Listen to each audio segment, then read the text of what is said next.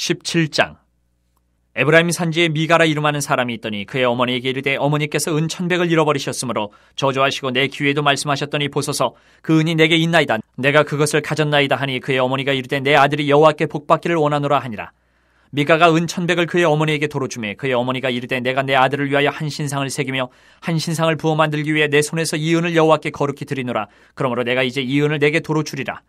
미가가 그 은을 그의 어머니에게 도로 주었으므로 어머니가 그 은 200을 가져다 은장색에게 주어 한 신상을 새기고 한 신상을 부어 만들었더니 그 신상이 미가의 집에 있더라.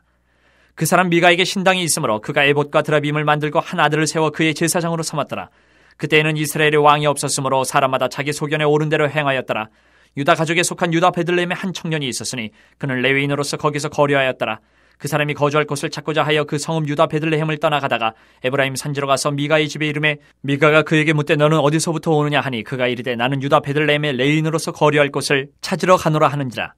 미가가 그에게 이르되 내가 나와 함께 거주하며 나를 위하여 아버지와 제사장이 되라. 내가 해마다 은 10과 의복 1벌과 먹을 것을 주리라 하므로 그 레위인이 들어갔더라. 그 레위인이 그 사람과 함께 거주하기를 만족하게 생각했으니 이는 그 청년이 미가의 아들 중 하나같이 됨이라. 미가가 그 레위인을 거룩하게 구별하며 그 청년이 미가의 제사장이 되어 그 집에 있었더라. 이 미가가 이르되 레위인이 내 제사장이 되었으니 이제 여호와께서 내게 복 주실 줄을 아노라 하니라. 18장. 그때에 이스라엘의 왕이 없었고 단지파는 그때에 거주할 기업의 땅을 구하는 중이었으니 이는 그들이 이스라엘 지파 중에서 그때까지 기업을 분배받지 못하였습니다. 단 자손이 소라와 에스타올에서부터 그들의 가족 가운데 용맹스런 5사람을 보내어 땅을 정탐하고 살피게 하며 그들에게 이르되 너희는 가서 땅을 살펴보라 하매 그들이 에브라임 산지에 가서 미가의 집에 이르러 거기서 유숙하니라. 그들이 미가의 집에 있을 때에 그 레위 청년의 음성을 알아듣고 그리로 돌아가서 그에게 이르되 누가 너를 이리로 인도하였으며 내가 여기서 무엇을 하며 여기서 무엇을 얻었느냐 하니 그가 그들에게 이르되 미가가 이러이러하게 나를 대접하고 나를 고용하여 나를 자기의 제사장으로 삼았느니라 하니라. 그들이 그에게 이르되 청하건대 우리를 위하여 하나님께 물어보아서 우리가 가는 길이 형통할는지 우리에게 알게 하라 하니 그 제사장이 그들에게 이르되 평안히 가라. 너희가 가는 길은 여호와 앞에 있느니라 하니라. 이에 5사람이 떠나 라이스에 이르러 거기 있는 백성을 본즉 염려 없이 거주하며 시돈 사람들이 사는 것처럼 평온하며 안전하니 그 땅에는 부족한 것이 없으며 부를 누리며 시돈 사람들과 거리가 멀고 어떤 사람과도 상종하지 아니함이라. 그들이 소라와 에스타올에 돌아가서 그들의 형제들에게 이르매 형제들이 그들에게 묻되 너희가 보기에 어떠하더냐 하니 이르되 일어나 그들을 치러 올라가자. 우리가 그 땅을 본즉 매우 좋더라. 너희는 가만히 있느냐? 나아가서 그 땅 얻기를 게을리하지 말라. 너희가 가면 평화로운 백성을 만날 것이요 그 땅은 넓고 그곳에는 세상에 있는 것이 하나도 부족함이 없느니라. 하나님이 그 땅을 너희 손에 넘겨주셨느니라 하는지라. 단지파의 가족 중 600명이 무기를 지니고 소라와 에스타올에서 출발하여 올라가서 유다에 있는 기랏 여아림에 진치니 그러므로 그곳 이름이 오늘까지 마한에 다니며 그곳은 기랏 여아림 뒤에 있더라. 무리가 거기서 떠나 에브라임 산지 미가의 집에 이르니라.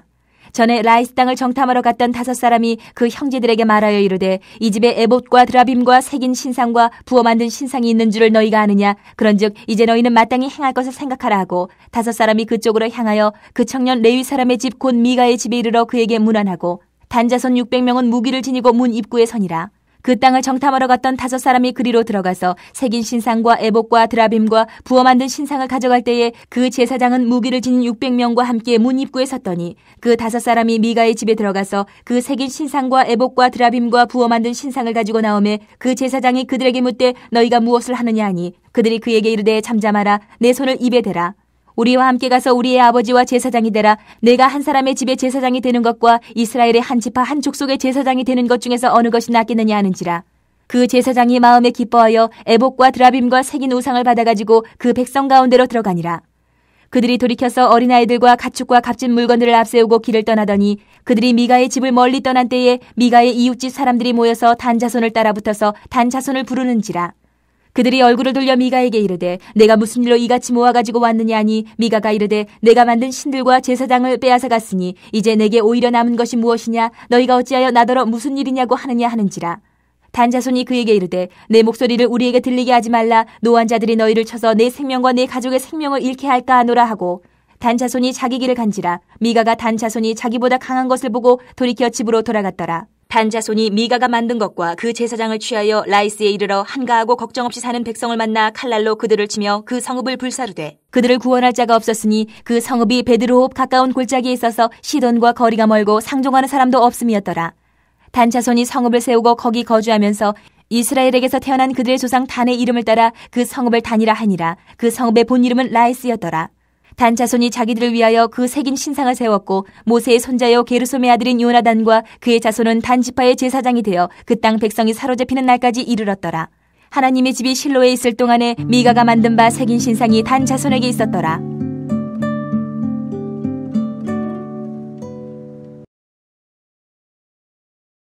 사사기의 내용을 쉽게 한 구절로 이해한다면 사사기 17장 6절, 18장 1절, 21장 25절에서 반복되어 나타나는 구절로 정리할 수가 있습니다.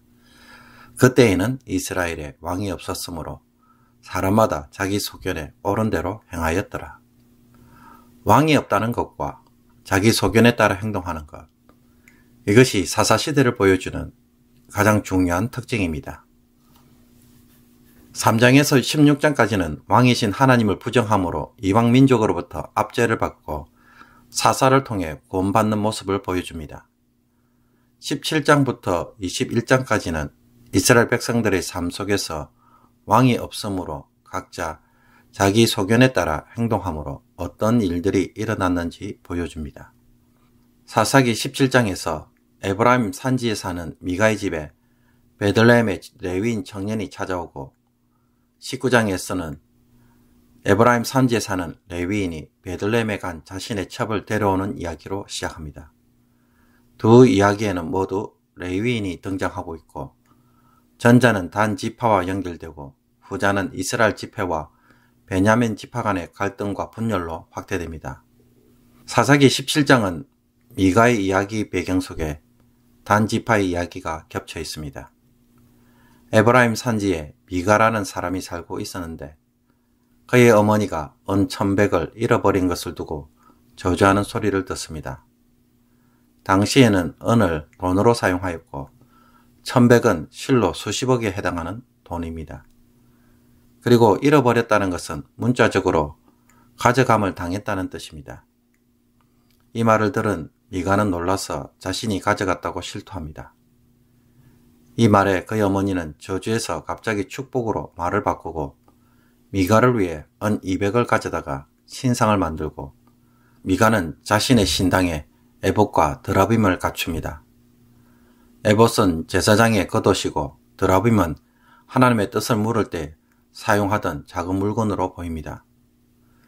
제사장은 제사만 집행하는 것이 아니라 때론 에봇의 판결 주머니에 있는 우림과 둠빔을 사용해 하나님의 뜻을 듣고 알려주는 일도 했기에 이것을 따라 한 것입니다. 이처럼 자기 집안을 위해 자기 나름대로의 신앙 체계를 만들었는데 여기에 제사장이 없자 미가의 아들을 제사장으로 삼습니다. 그러므로 이런 모습의 6절에서는 그때에는 이스라엘에 왕이 없었으므로 사람마다 자기 소견에 옳은 대로 행하였다라고 평가하고 있습니다. 이런 미가의 집에 베들레헴에 거류하던 한 레위 청년이 거주할 곳을 찾다가 미가의 집에 오게 됩니다. 레위인들이 그 당시 자신들에게 지정된 성읍에 정착하지 못하고 떠도는 것을 보아 아마 자신의 본분을 제대로 감당하지 못한 자들이 많았던 것 같습니다. 미가는 이 청년이 자신은 레위인이라는 말에 자기 집안의 제사장이 되어달라고 요청을 합니다. 그 레위인은 하나님을 섬기는 목적이 아닌 은열과 의복 한 벌과 먹을 것을 제공해 주겠다는 말에 흔쾌히 상당을 하며 미가의 제사장이 됩니다. 제사장도 레위인으로 제대로 갖추었기에 미가는 이제 여호와께서 내게 복 주실 줄을 아노라고 말합니다. 그러나 이것은 미가의 착각입니다. 신상을 새기고 신당에 모셔서 제사장으로 하여금 자기 집안을 위해 섬기게 되면 여호와의 복을 받을 것이라고 하는 것이 당시 이스라엘 자손들이 행하는 신앙의 모습이었습니다. 이런 배경하에서 18장은 다시 그때의 이스라엘의 왕이 없었고라는 말로 시작하면서 단 지파가 등장합니다. 당시의 단 지파는 여호수아 19장에 나오는 것처럼 자신들에게 분배받은 기업을 차지하지 못하고 다른 땅을 정탐하고 있었습니다. 이것을 보아 이 이야기의 시간적 배경은 사사기 초반에 있었던 사건이라고 말할 수 있습니다. 어쨌든 단 지파는 5 사람을 정탐꾼으로 보내어 살펴보던 중에 미가의 집에 이르러 유숙하게 됩니다. 그곳에서 레위 청년과 대화를 하면서 그가 제사장이라는 말에 하나님에게 물어 자신들이 가는 길이 형통할지 알려달라고 부탁을 합니다. 하나님의 기업을 차지하려고 싸우지도 않고 다른 땅에 가면서 하나님의 복을 구하는 모습, 여기에 레위 청년은 너희가 가는 길은 여호와 앞에 있느니라고 하며 자기 마음대로 축복을 합니다. 라이스가 있는 곳을 정탐한 자들은 그것이 부족한 것이 없고 불을 누리며 주변에 도와줄 동맹군들이 없다는 것을 보고 긍정적으로 보고를 합니다. 이에 단지파는 무장한 600명을 라이스로 진군하게 합니다. 라이스로 가던 중에 미가의 집에 들러서 그들은 미가의 신상들과 애복과 드라빔을 강제적으로 취하고 항의하는 레위 청년에게 도리어 협박하고 자기 지파의 제사장이 될 것을 요구합니다. 이 말을 들은 그 제사장은 기꺼이 받아들입니다. 미가가 마을 사람들과 함께 쫓아가지만 단 사람들의 협박에 미가는 생명의 위협을 느끼고 집으로 돌아갑니다. 그리고 단 자손들은 미가가 만든 것과 제사장을 취하여 라이스에 이르러 그곳에 평화롭게 사는 백성들을 죽이고 성읍을 불태우고 점령한 후 그곳 이름을 단으로 정합니다.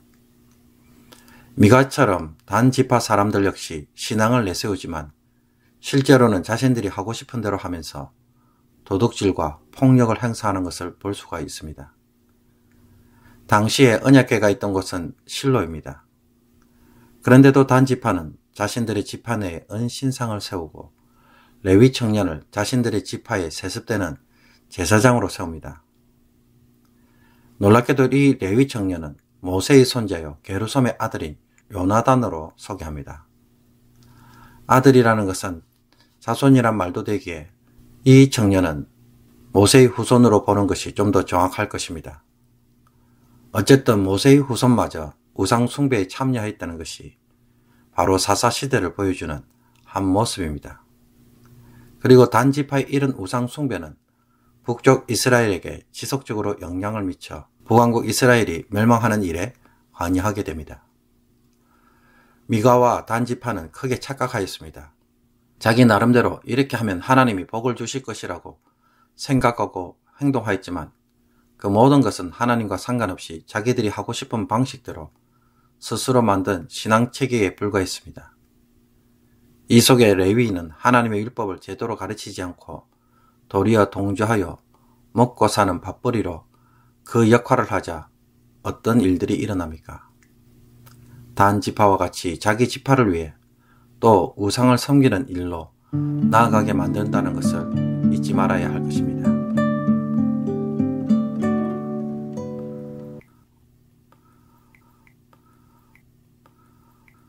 오늘의 묵상 본문은 사사기 17장 1절에서 13절 말씀입니다. 사사기를 읽을 때마다 저는 가슴이 뜨끔합니다. 우리 시대가 사사시대와 너무 닮아 있다는 생각이 들기 때문입니다. 오늘 우리가 읽은 미가의 이야기는 이스라엘 백성들의 일반적인 삶의 모습인 동시에 우리 시대에도 똑같이 일어나고 있다는 것을 보여줍니다. 그러므로 지금 나와 우리 주변에 일어나는 현상을 당연히 여기거나 있을 수 있지라는 말로 넘길 수 없습니다. 사사시대는 막장 드라마입니다. 하나님이 이런 시대에 반응하시는 모습은 곧 우리에게도 동일하게 행하시는 일이며 그 결말이 얼마든지 될 수 있습니다. 오늘 본문은 마가의 어머니의 저주로 시작합니다. 어머니께서 은천백을 잃으셨으므로 저주하시고 히브리어로 라카라는 단어는 잃어버렸다는 의미보다는 가져감을 당했다, 테이컨이라는 의미입니다. 한마디로 누가 훔쳐갔다는 것입니다. 심지어 그 금액도 상당해서 은천백입니다. 오늘날 화폐 가치로는 수십억에 해당하는 엄청난 금액입니다. 이 사람의 집에 이런 금액이 있다는 것을 보아 상당한 부자라는 것을 알 수가 있습니다. 또 베들레헴에서 온 레위 청년을 자신의 가정 제사장으로 고용해서 해마다 은열과 의복 한 벌과 먹을 것을 주는 것 역시 이것을 증명해 주고 있습니다. 그런데 은천백을 미가 자신이 훔쳤다고 말합니다. 잃어버렸다, 가져갔다. 두 단어 모두 똑같은 단어입니다. 그렇다면 이것은 심각한 문제입니다. 아무리 가족이지만 아버지의 지갑에서 돈을 몰래 꺼내가도 쉽게 넘어갈 수 있는 일이 아닌데 이 엄청난 금액을 가져갔다는 것은 반드시 짚고 넘어갈 일입니다. 미가의 어머니는 이 문제로 저주까지 하였습니다. 그러나 이런 미가의 잘못에도 불구하고 미가가 실토하자마자 미가의 어머니는 저주에서 축복으로 말을 바꿉니다. 여기에 대해 그 어떤 책망이나 처벌을 하지 않습니다. 죄를 죄로 여기지 않고 있음을 보여줍니다. 도덕적 판단이 전혀 작동하지 않습니다. 그냥 넘어갑니다. 왜 그렇습니까? 자기 자식의 문제라서 그렇습니다. 자기와 관련되는 순간 모든 도덕적 판단과 잣대가 한순간에 사라집니다. 자기 이익에 따라 보니까 죄가 죄로 전혀 보이지 않는 것입니다. 성도가 쉽게 범죄하는 이유도 다른 것에 있지 않습니다. 조그만 이익에 손해 안 보려고 하다가 그것에 사로잡히다 보니 죄를 짓는 것입니다. 자기가 좀 편하려고 하다 보니 성질도 부리게 되고 그러다가 싸움이 나는 것입니다. 그러면 무엇이 잘못한 것이 모르는 사람이 됩니다. 이익이 개입될 때마다 멀리서 보아야 됩니다. 이권이 개입될 때에 우리는 도덕적 판단을 날카롭게 해야 합니다. 안 그러면 잘 되거나 성공하는 것이 아니라 죄를 짓게 됩니다. 죄에 대해서 무감각해지는 것이 얼마나 무서운 일인지 우리가 미가를 통해서 볼 수 있어야 합니다. 그런데도 미가의 어머니는 어디에 신경을 씁니까? 내 아들이 여호와께 복받기를 원하노라. 그저 자기 자식이 잘 되기만 바라고 있습니다. 그래서 한술 더 떠서 이번에는 다시 찾은 은으로 신상을 만들어 줍니다. 여호와께 복을 받도록 일종의 부적처럼 신상을 만들어 준 것입니다. 이것이 미가가 섬길 여호와라는 신입니다. 이 우상이 항상 너와 함께 있어서 너를 지켜주고 보호해주고 복을 줄 것이다. 이것이 미가의 어머니가 아들에게 전해주는 신앙 메시지입니다. 미가의 어머니의 이런 신앙에 미가 역시 무엇을 합니까? 자신의 집에 신당이 있어 그 신당에 신상을 모시고 에봇과 드라빔도 만들어 놓습니다. 에봇과 드라빔은 하나님의 뜻을 묻기 위해 사용하는 것들로 구비되었습니다. 이것이 미가가 하나님을 섬기는 이유입니다.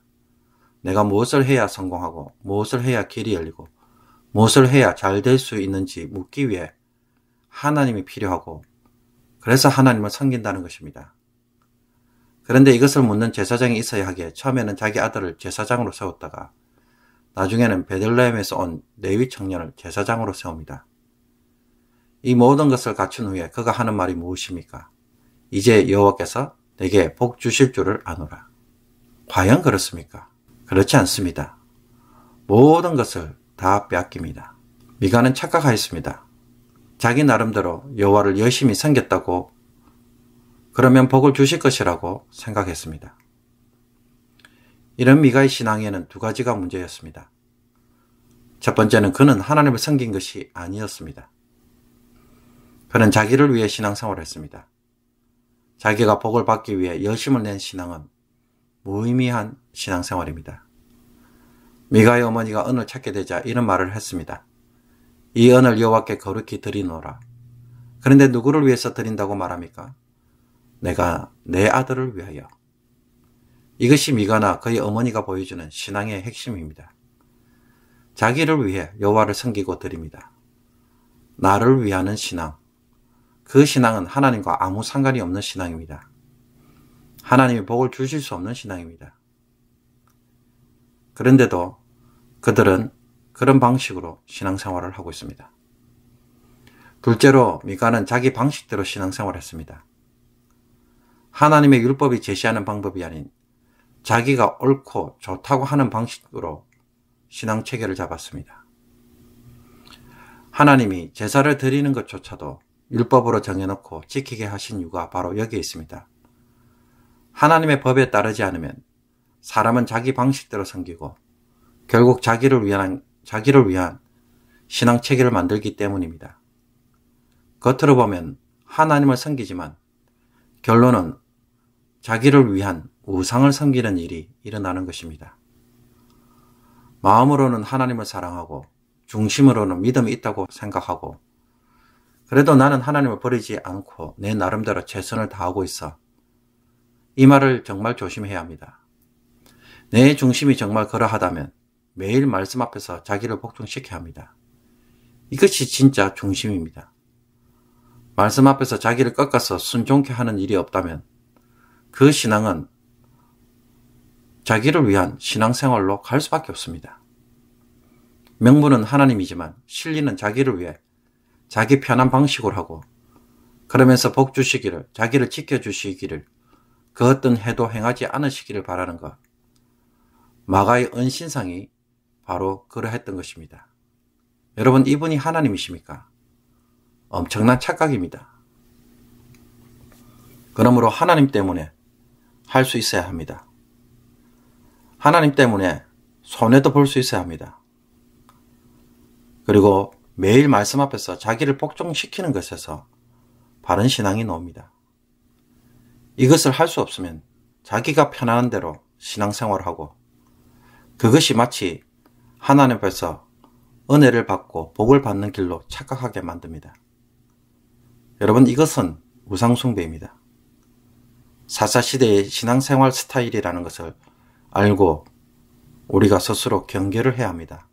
오늘 이 말씀이 여러분에게 바른 신앙의 길로 인도할 수 있기를 주님의 이름으로 축복합니다. 기도드리겠습니다.